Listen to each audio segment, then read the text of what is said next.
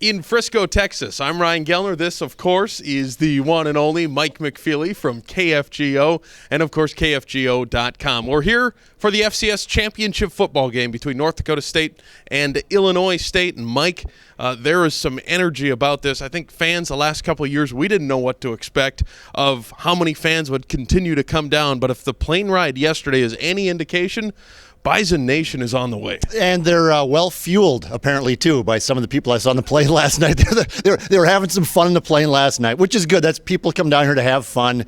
They go to the football game. They do all that crazy stuff. And the plane last night from Minneapolis to Dallas was probably half of Bison fans or more. I mean, there's a bunch of people in yellow, and they're chanting, "Let's go Bison" on the jetway. Probably just to stay warm because it was like 15 below in Minneapolis or whatever it was. And it's not much warmer out here today as we got to Frisco this morning, but energy's around here. People now driving down. I'm looking on Facebook and everything else to see how many people are coming down. It's going to be, again, thousands, Ryan. You talked about the weather, and that certainly is a talker here. The locals are certainly talking about the weather, and I think people across the country that are focused on this football game a little bit concerned for what we might see on Saturday. Now, the latest forecast is a little better than the early week forecast. 30, 35 degrees, maybe a little bit higher than that, but they're talking about sleet. They're talking about snow. Both teams like to run the football. You see weather at all playing into this football game? I don't, because it's football. I mean, it's football, right? I mean, it's going to be Marshawn Coprich. It's going to be John Crockett. They're going to be running the football. Big offensive line up front.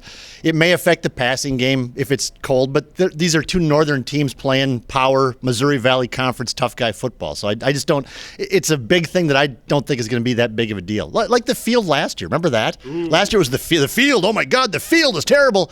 The Bison won 35-7. Yeah, it was an issue. It looked terrible on TV, but the Bison won 35-7, so stop griping. Interesting that we bring up the field because they have remedied that situation. At least we think so. We walk in today and we see an all-white field, not because of snow, because they covered it overnight because it got so cold here last night, and they want to prevent what happened last year of this field freezing. All in all, though, don't let last year judge this place and this field. This is a wonderful facility. It's a great football stadium, and the field out here looks like the greens at Village Green or the Meadows or Moorhead Country Club. They have the tarp on it. They're going to keep it nice and green and warm. It'll be just fine. The Bison fans, they get worked up about the officials after the South Dakota State game. So Tell me about it. And everybody's at, who are the officials? Who are the officials?